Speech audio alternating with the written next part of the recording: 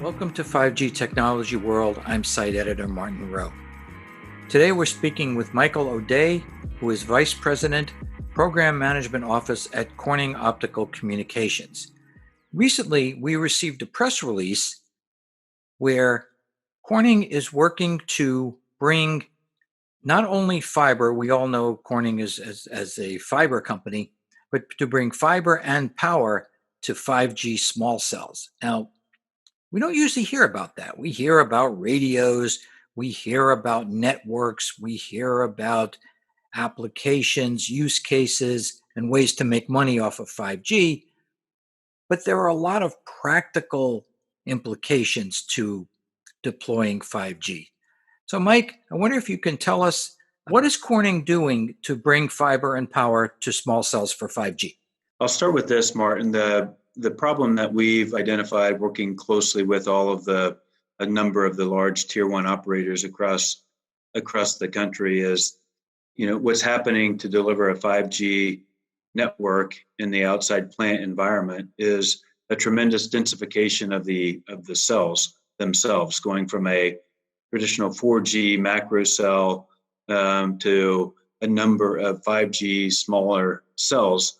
And as a result, that requires a number of antennas to be placed in the network that don't exist today. And so in order to optimize the spectrum that each of the operators has and will use to deliver 5G services, it's going to require a tremendous densification of the network, meaning fiber deeper into the network. And of course, as you mentioned, it does require power because at each of these nodes or small cell sites, you're going to have radios that do require power in order for them to work. And so that in general is the problem. And what Corning and our partner Intersys is trying to do in recognition of that problem is combining the fiber, the optical fiber, with delivery of power in a I would say an application that we call remote powering. And historically, what's happened in networks, fiber has always been required to connect to the radio, to the cell sites themselves, and the operators would build the network and deploy fiber to each of those sites. The power, however, typically came from the utility company, and they would generally tap into the existing power line to do that. And that's how the 4G network was largely built. Again, when you have to densify and maybe perhaps build 10 times the amount of small cell sites or cell sites than you did for a 4G network, that becomes impractical. And since fiber, you have to build a pathway or create a pathway to deliver fiber to that site, why not also include in a cable, what we would call a composite cable, the power distribution as well, and avoid both the length of time, the delay, and that it takes to get a power company to tap into the grid at each of those locations. You do that one time to cover a certain specific geographic area, and then you distribute that power from one location over a composite cable. And that is what Corning and Intersys are trying to do to both lower the cost tremendously in the deployment of a network and also lower the time it takes to build out the network. And those are the two big advantages of this idea that we're working on with Intersys called remote powering.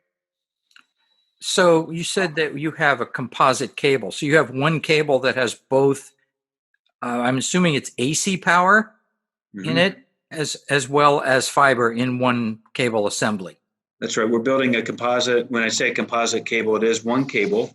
And as opposed to having two different pathways or two different cables, incorporating both copper twisted pair to deliver the power over a long distance. It's high voltage power to do that. And also the optical fibers are also in the same cable. And so we're delivering essentially everything you need at that site, if you will, to both power the radios and bring the connectivity to the radios to enable that 5G service.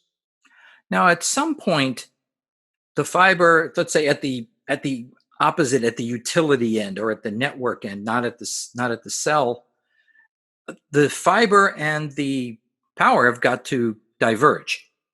Hmm. And how do they get connected? How do you connect the fiber to some existing Right. fiber plant, and how is the power connected? Right. Yeah. I think I'll start with the fiber. I think traditionally what you have are a lot of rings of fiber around metropolitan areas and cities that operators and others own. And so um, as you decide or determine, as an operator determines that they want to offer 5G service into an urban area or a suburban area, if you will, they will have to connect into a ring of fiber. We would call it a metro ring or the like, to build the access network and bring fiber deep into that portion of the network. And so it's a deepening of the fiber access network. And then at the same time, you'll bring fiber to a certain point into that location, and you will find a site to bring both fiber and also where the power from the utility company will tap into the power company. And I would call it a centralized hub, if that makes sense, where you would have power and fiber, power from the utility company and fiber from that you've spliced into a ring around an urban area. And that's where you join them together to create both power and then the fiber distribution into this composite cable.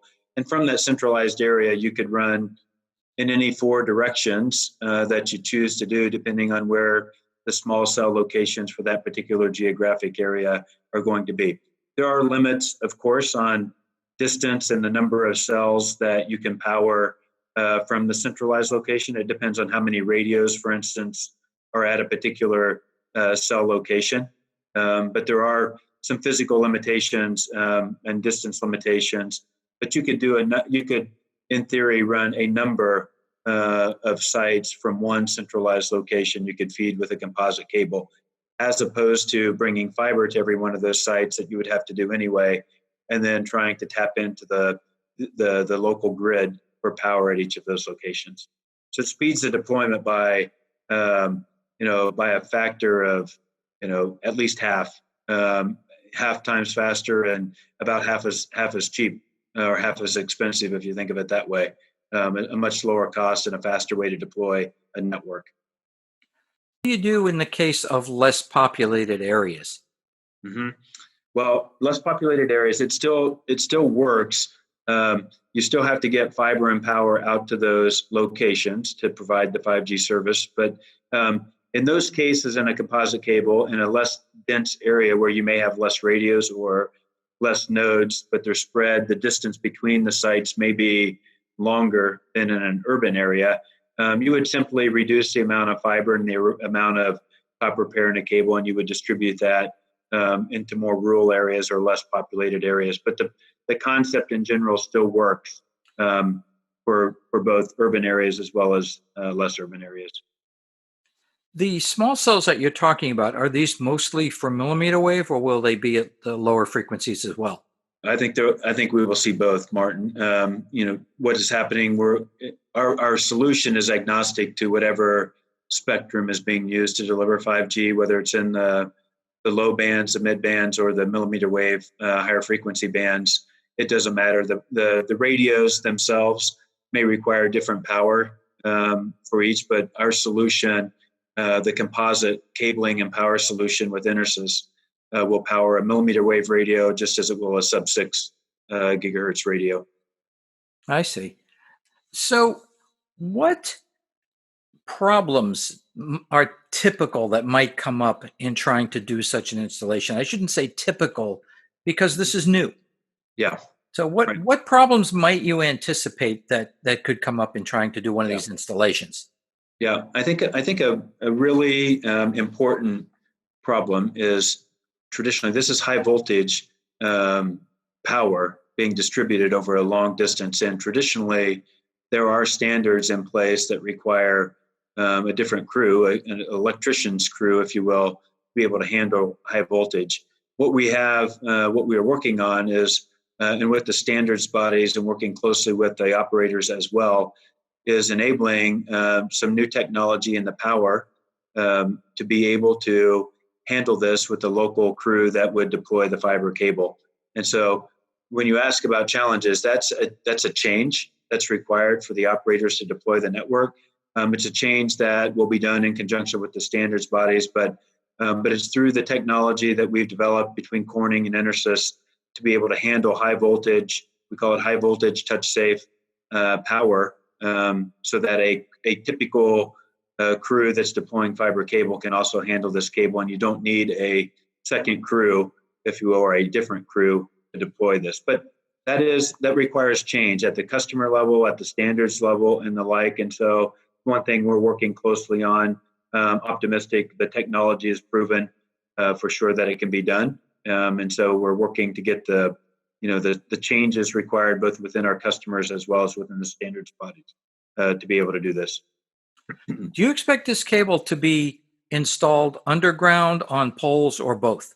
Both. Yeah, it's capable of being on both. I think a lot of what we anticipate, however, is, we have a number of models, but we see a majority of the deployments requiring underground or buried, or in the buried applications. And that's really because of I think where these are going to be deployed in downtown locations, and from an aesthetics perspective, I think in order to get there, we're expecting a fair amount of underground deployments for the most part. But it does work for both. Mm-hmm. You said standards bodies. What kind of standards bodies are involved here? Yeah, we're working with ATIS and as one of the major standard bodies to start the work on the powering solution. This idea of remote powering is where we have a lot of effort invested. EnerSys is very familiar with this field, having been a longtime provider of powering solutions in the outside plant arena. And so Corning and EnerSys, along with other industry partners, both OEMs and operators alike, are also behind some work at the standards bodies. So you mentioned that these cables are going to be transferring high voltage, which means they need a step-down transformer somewhere. Mm-hmm. Where would that transformer be? On the antenna or near the cell? Where would that be in relationship to the cell? Yeah, at the cell. That's you'll transmit from a centralized location, and at each cell site, you would have a receiver that does, in fact, do what you just described, to be able to handle the high voltage coming to that particular cell site. But that's think of our system of having a transmitter where power is centralized and then distributed to different directions, over different cables. From there, it runs over a composite cable and that composite cable will cover a number of cell site locations. And at each cell site, you will drop off high voltage power and fiber at each site. And we would have a receiver on the other end to receive that high power and condition it for the radios at that cell site. So when you're talking about a receiver, we're not talking about a radio receiver. You're calling a receiver, a power. A power receiver. Okay. Yeah. Okay, Mike. Well, thank you for taking the time today, and I look forward to speaking to you again. Okay. Nice to meet you.